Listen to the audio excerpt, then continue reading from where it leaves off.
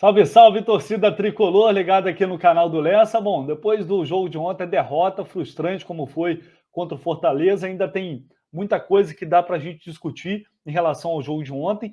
Eu vou trazer neste vídeo 3 assuntos, né, 2 que tem a ver diretamente com a partida de ontem contra o Fortaleza, que é uma possível denúncia. O Fred pode sofrer do STJD, depois daquele lance lá com o Ronald, que ele largou a mão no pescoço dele e saiu puxando o jogador do Fortaleza, e também sobre o quão influenciado foi o time pelas vaias da torcida. Será que a torcida atrapalhou de alguma forma no Maracanã? Muita gente estava discutindo isso também nas redes sociais, a gente vai falar sobre isso aqui, e também uma novidade, que não é tão uma novidade assim, mas o Vasco oficializou o interesse em participar da concessão do Maracanã. A gente vai falar tudo isso agora aqui no canal do Lessa. Se você ainda não é inscrito, por favor, deixe aí a sua inscrição, o seu like, seu comentário também, que é fundamental aqui para o canal. Beleza, galera? Então, vamos lá. Bom, começando por esse interesse do Vasco em administrar o Maracanã. Eu vou colocar aqui para vocês, vamos compartilhar com vocês, um vídeo que a Vasco TV divulgou com um dos vice-presidentes do Vasco, o Carlos Osório, falando da proposta do time que o Vasco pretende ao oficializar esse interesse em fazer parte da concessão do Maracanã. Vamos dar uma olhada? Vasco da Gama entende que o Maracanã, em conjunto com o nosso estádio de São Januário, poderão proporcionar um mix ideal para que o Vasco possa mandar os seus jogos. A torcida do Vasco gosta do Maracanã, o Maracanã é a casa da torcida do Vasco e nós queremos estar de volta ao Maracanã participando dessa licitação. Quais são os próximos passos? Nesse momento, o presidente Jorge Salgado determinou a criação de um grupo de trabalho para estudar o edital, com representantes da área jurídica, da área financeira, da área de marketing e também da área de projetos especiais do clube. O clube vai estar debruçado sobre todos os detalhes do edital e nós também estaremos conversando com os demais clubes do Rio de Janeiro. O Maracanã é um equipamento público, o Maracanã pertence ao povo do estado do Rio de Janeiro e, na visão do Vasco, o Maracanã pertence aos 4 grandes clubes do Rio. Então, o Vasco tem interesse em discutir a participação no Maracanã com os demais clubes do Rio, com o Flamengo, com o Fluminense e também com o Botafogo, para que a gente possa ter a melhor utilização possível do estádio. Então, portanto, o Vasco oficializando esse desejo de fazer parte desse edital de licitação que foi lançado agora pelo governo do estado, como disse aí o Carlos Osório, né, vai exigir que se tenha pelo menos 70 datas para jogos de Campeonato Brasileiro, Copa do Brasil, enfim, e aí seriam somados, né, os jogos de Flamengo, Fluminense, Vasco, se fosse o caso, e resta saber como que será ou como que se dará essas conversas, né, porque talvez para o Fluminense seja até interessante a entrada do Vasco nessa concessão, mas aí tem vários outros fatores envolvidos nessa questão, por exemplo, a eterna disputa pelo lado do Maracanã, quem fica do lado esquerdo, quem fica do lado direito. Tem uma série de discussões aí a serem lapidadas e se é que de fato vão acontecer, mas pelo menos é a tendência, né? Vamos ver como o Flamengo também vai reagir a isso. Eu acho que talvez ter mais um clube nessa concessão do Maracanã seja interessante, porque você consegue atrair mais público e aí fazer o estádio ser um pouco mais autossustentável. Enfim, é uma nova possibilidade que se abre aí. Vamos ver como o Flamengo e o Fluminense, que atualmente detêm a concessão do Maracanã, uma parceria que começou lá em 2019, ela vem sendo renovada de 6 em 6 meses, e agora o governo lançou esse novo edital, né? É uma concessão que vai valer por 25 anos, renováveis por mais 5. Então vamos aguardar aí mais novidades sobre isso e buscar também um posicionamento da diretoria do Fluminense nos próximos dias. É isso que eu vou tentar fazer. Bom, vamos falar sobre o jogo de ontem, novamente. Algumas abordagens que eu julgo serem interessantes para a gente debater aqui. A primeira é a possibilidade de punição do Fred, né, em relação àquele lance que ele toma um chapéu do Ronald, deixa o braço ali no pescoço, meio no pescoço, no rosto do jogador do Fortaleza, depois sai puxando o Ronald pela camisa, levantando o jogador do Fortaleza pela camisa. Bom, eu dei minha opinião até ontem durante o jogo no Twitter. Eu achei que o Fred perdeu completamente a cabeça, não tinha a menor necessidade de fazer aquilo ali, né? Ele correu um sério risco de ser expulso e, para mim, deveria ter sido expulso, porque a agressão não se configura apenas quando você de fato agride ou coloca em risco a integridade física do do atleta, do adversário, eu acho que é intenção também. O Fred perdeu a cabeça naquele momento. Na minha opinião, eu acho que ele deveria ter sido expulso. Apesar de que, né, o lance parece que estava parado. Né? Foi uma fração de segundo também. O juiz apitou, depois o Ronald tentou o chapéu. Enfim, eu acho que o Fred exagerou. Né? E o STJD, a matéria do GE.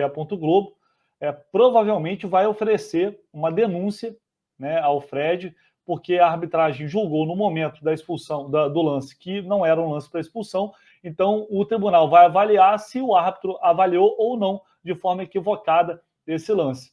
E aí o presidente, ou melhor, o procurador do STJD, o Ronaldo Piacente, está nessa matéria do GE. Globo, afirmou que vai analisar as imagens e, se houver o entendimento de que a arbitragem tomou a decisão errada, o tribunal pode oferecer denúncia aí ao Fred, e aí possíveis punições depende de em que artigo do Código Brasileiro de Justiça Desportiva o Fred vai ser enquadrado. Então a gente vai ter que aguardar aí cenas dos próximos capítulos para saber se realmente vai haver essa denúncia. Eu vou entrar em contato nessa sexta-feira também com o procurador do STJD para saber se de fato ele vai oferecer ou não uma denúncia ao tribunal.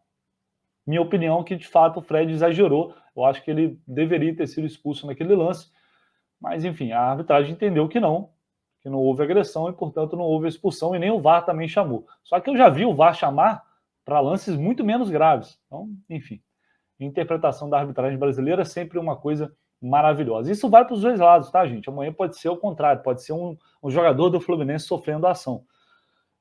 Bom, já que a gente está falando desse jogo, outro tema que eu queria abordar, e muita gente está discutindo isso, muita gente revoltada, porque algumas pessoas levantaram essa hipótese. A torcida, afinal de contas, atrapalhou ontem o time no Maracanã?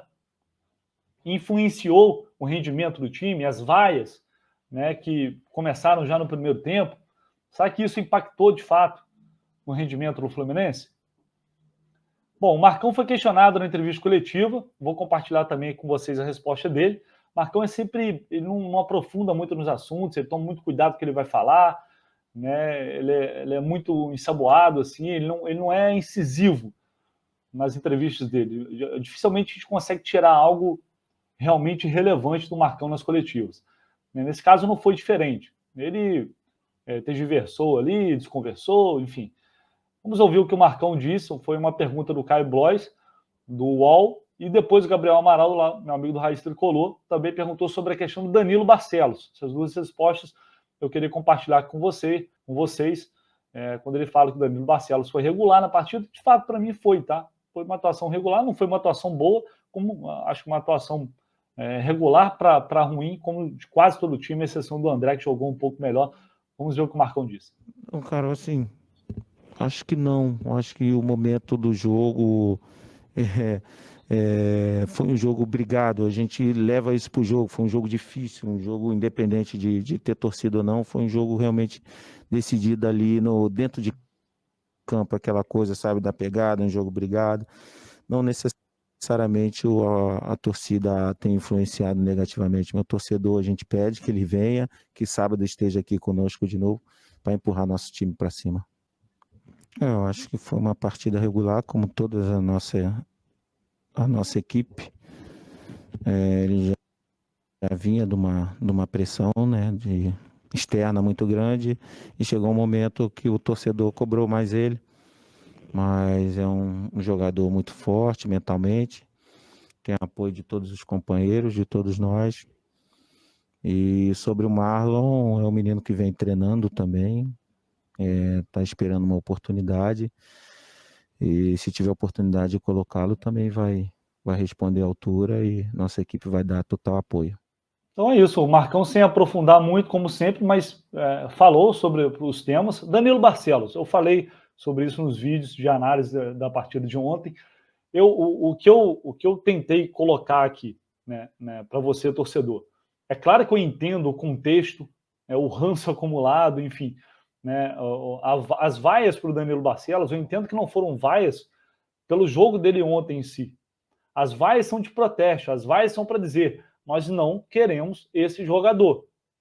E aí é um direito da torcida, e assim, A torcida, a forma como a torcida se manifesta no estádio, desde que não agrida, desde que não vá lá quebrar o Maracanã, desde que não vai bater em jogador, quebrar ônibus, o torcedor, quando paga o ingresso e vai para o estádio, ele tem o direito de se manifestar da maneira como ele acha que deve.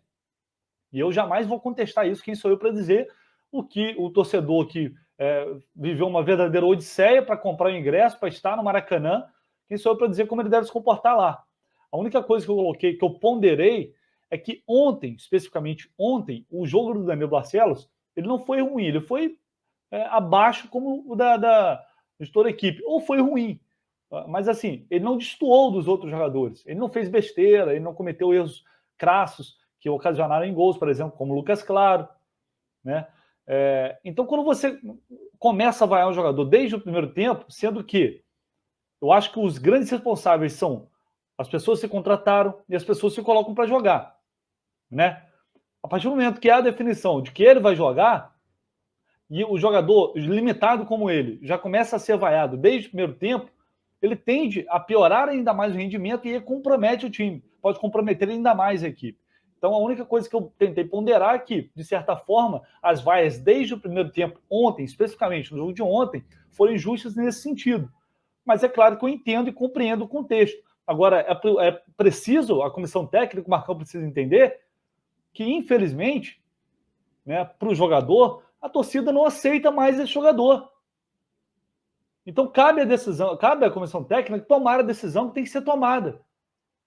Que já que o Egídio não vai, como eu trouxe a informação ontem, ele não vai seguir no ano que vem, e eu não sei se ele vai voltar a ser relacionado, eu acho que vai, o Abel ficou fora e voltou, no próximo jogo ele deve ser relacionado, ou então volta com o Egídio para o time titular, o que não faz nenhum sentido, porque não faz sentido ele não ter sido, o jogador tem contrato, não dá para entender porque ele não foi relacionado para o jogo. Então você volta com o Egídio, ou você dá uma oportunidade para o Marlon, que não emprestaram o Marlon e não coloca o Marlon para jogar.